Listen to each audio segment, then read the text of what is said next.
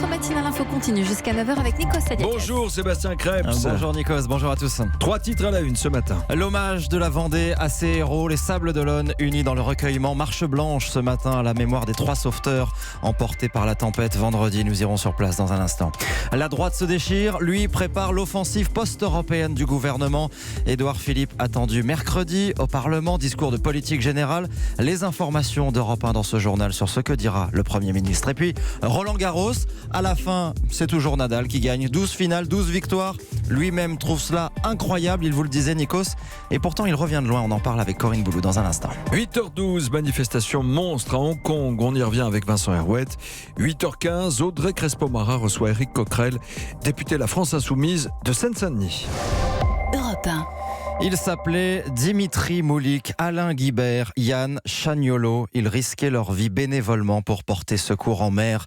Bientôt, ces 3 sauveteurs emportés par la tempête Miguel vendredi seront décorés de la Légion d'honneur à titre posthume. Ce matin, leur ville, les Sables d'Olonne, en Vendée, leur rend hommage. Marche blanche et silencieuse à 10h30.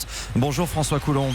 Bonjour à tous. Vous êtes sur place en direct. C'est toute la ville qui va se figer dans l'émotion tout à l'heure. Ouais, il pourrait être plusieurs milliers à se rassembler place de Strasbourg pour entamer une longue marche silencieuse en direction des lieux du drame, la plage de Tanchet où seront déposées des fleurs. 4 jours après les événements, l'émotion est toujours aussi vive ici.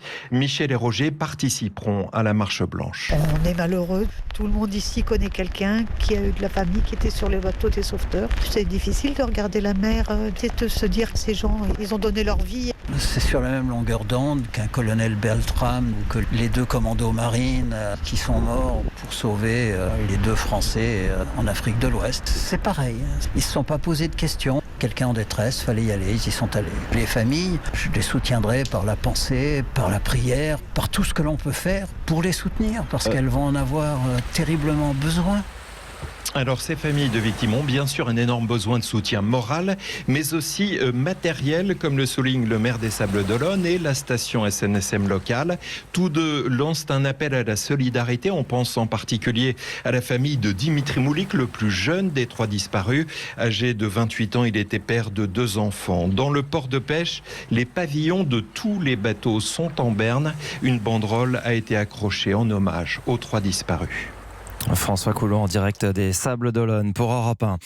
Tout a commencé par un banal contrôle de gendarmerie. Nous vous donnions cette information dès hier soir sur Europe 1. Ces 2 enfants de 7 et 10 ans fauchés à Lorient en plein après-midi par un chauffard qui tentait d'échapper aux forces de l'ordre. Bonjour Salomé Legrand. Bonjour. Il y avait 2 personnes à bord de la voiture. Elles sont toujours en fuite et recherchées ce matin. Et oui, elles ont été identifiées. D'après nos informations, il s'agit d'un jeune homme d'une vingtaine d'années qui circulait à bord d'un véhicule qui n'était pas signalé volé. Par ailleurs, ce conducteur et sa passagère sont tous 2 originaires de la région lorientaise. Tout a commencé hier, peu avant 17h30, lorsque le jeune homme a refusé d'obtempérer lors d'un contrôle routier classique à Keven. C'est à 7 km de Lorient. Il a alors été pris en charge à distance par les motards de la gendarmerie jusqu'à l'entrée de l'agglomération où la poursuite trop dangereuse est arrêtée. Mais la voiture, qui roule à très vive allure, s'engage dans une voie de bus, percute un autre véhicule en sortie de rond-point, sans faire de blessés, avant de faucher ses 2 enfants, donc sur le trottoir. Le premier, âgé de 10 ans, n'a pas survécu à ses blessures. Le second a été hospitalisé dans un état grave. Tard hier soir, son pronostic vital était toujours engagé. Salomé Legrand du service police-justice d'Europe 1. Ce sera l'événement politique de la semaine. Édouard Philippe attendu devant l'Assemblée nationale. Le Premier ministre a passé le week-end à mettre la dernière main à ce discours de politique générale qui doit lancer la 2e partie du quinquennat. Quelle réforme, quel calendrier? Édouard Philippe est attendu sur tous les grands dossiers, impôts, retraite, bioéthique, dépendance. Ce qui est sûr, Jean-Rémy Baudot, c'est que les prochains mois seront chargés. Oui, on rentre de plein pied dans le fameux acte 2 promis par Emmanuel Macron. Le Premier ministre va détailler une partie de sa feuille de route pour les prochains mois. Le mot sur lequel les membres du gouvernement insistent, c'est écologie. Nous allons montrer que la transition écologique devient aussi importante que l'économie et le social, promet un conseiller à Matignon, bien conscient que beaucoup de Français doutent encore de la sincérité du pouvoir en la matière. C'est aussi pour cela que l'exécutif promet de changer de méthode. Les Gilets jaunes et le grand débat sont passés par là. On va davantage associer les Français, les élus et les corps intermédiaires, explique un proche d'Édouard Philippe. Tout le week-end, le Premier ministre a consulté les représentants de la majorité. Il reste quelques arbitrages, notamment sur les questions fiscales. Les impôts des classes moyennes seront tranchés mercredi au déjeuner entre le président et le Premier ministre. Mais ce qui est sûr, c'est que les prochains mois vont être chargés. Bioéthique, économie circulaire, statut de l'élu, chômage, retraite, dépendance. Du côté de la majorité, certains s'inquiètent déjà. On risque la surchauffe du côté du Parlement. Jean-Rémy Baudot du service politique d'Europe 1. Le gouvernement qui doit par ailleurs faire face à une crise profonde dans les services d'urgence, crise qui semble se durcir malgré les annonces de la ministre Agnès Buzyn jeudi dernier. Ce week-end, c'est l'hôpital Saint-Antoine à Paris qui a vu à son tour ses infirmiers, ses aides-soignants, 13 sur 19, se déclarer en arrêt maladie pour épuisement. Plus de 90 services d'urgence sont touchés. Une grande manifestation est prévue demain. Europe 1, il est 8h05. Nous allons maintenant partir en Grande-Bretagne où la bataille fait rage pour succéder à Theresa May. Et ils sont 9 hommes et 2 femmes à vouloir prendre la suite à la tête du gouvernement britannique. Les candidatures seront enregistrées aujourd'hui par le Parti conservateur. Les militants auront ensuite le dernier mot d'ici à la fin juillet. Mais un homme semble déjà faire la course en tête. Et il donne déjà des sueurs froides à Bruxelles, c'est Boris Johnson. Partisan d'un Brexit coûte que coûte, il menace même de ne pas payer la facture britannique si les Européens ne lui accordent pas les concessions qu'il réclame. Sa force, c'est sa popularité. À Londres, Anaïs Cordoba. Avec sa crinière blonde, il est le seul homme politique que les Britanniques appellent par son prénom, Boris. Circulant à vélo dans les rues de la capitale britannique, coiffé d'un gros bonnet de ski, Boris Johnson ne craint pas le ridicule et se fait connaître pour son franc-parler et ses pitreries. Critique à l'égard de l'Union européenne depuis ses années de journaliste à Bruxelles jusqu'au banc du Parlement britannique, il devient en 2016 le porte-parole de la campagne pour le Brexit. Mes amis, c'est la chance d'une vie. Reprenons le contrôle de notre pays. Car cette organisation dont nous faisons partie, l'Union européenne, est devenue méconnaissable. Après la victoire du référendum, Theresa May le nomme ministre des Affaires étrangères. Mais en désaccord avec elle sur le Brexit, le trublion finit par claquer la porte. Bye bye, le clown ébouriffé et gaffeur.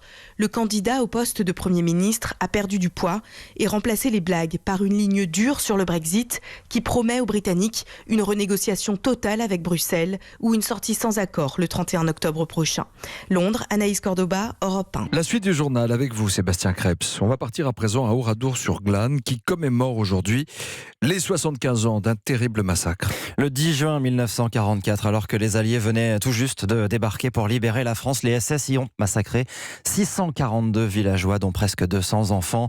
Le général de Gaulle avait voulu laisser intactes ces ruines pour que le souvenir perdure dans ce village de Haute-Vienne, devenu symbole de la barbarie nazie. Aujourd'hui, au musée de la ville, le travail continue pour tenter de mettre un visage sur toutes les victimes. Reportage Victor Delande.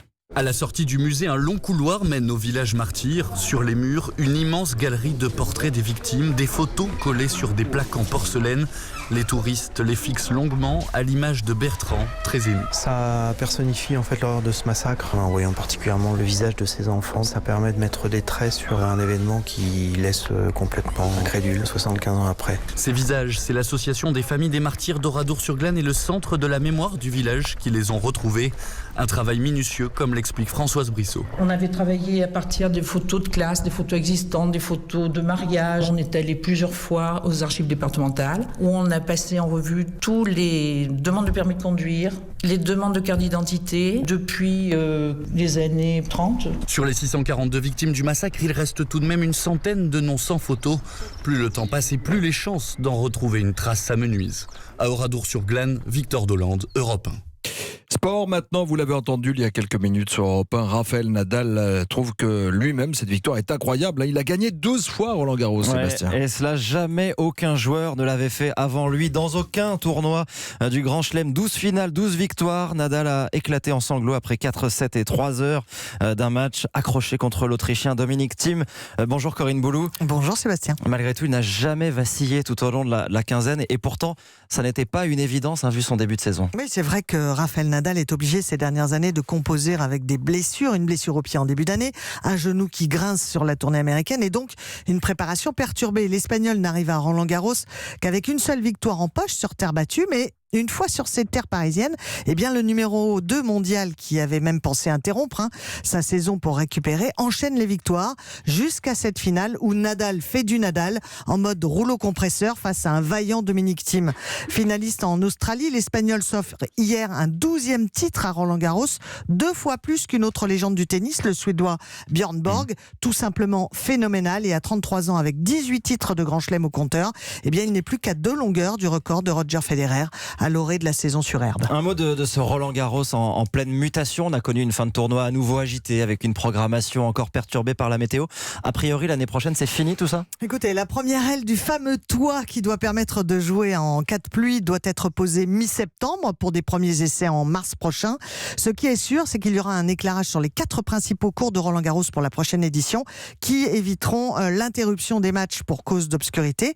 Et pour tenter de résoudre la question des loges vides, eh bien, la direction du tournoi songe au surbooking pour faire en sorte que les matchs entre midi et 14h ne se jouent pas devant des tribunes clairsemées. Ouais, quand on voit que même le jour de la finale, il a fallu demander aux ramasseurs de balles d'occuper les loges du cours central. Merci beaucoup, Corinne Boulou. Moi, j'ai vu que franchement que c'était blindé hier. Ensuite, c'est plein. Oui, c'est une histoire de timing aussi. Exactement. Non. Qu'est-ce que vous gardez de cette expérience, de ces 15 jours Roland-Garros ? Déjà, Nadal, forcément. Non, mais à titre personnel. À titre personnel, une superbe édition. Vous savez, il y a des éditions où on peut s'ennuyer, et là, on ne s'est jamais vous êtes éclaté. ennuyé. Merci Corinne Boulou, et merci Sébastien Krebs pour le journal de 8h. À demain.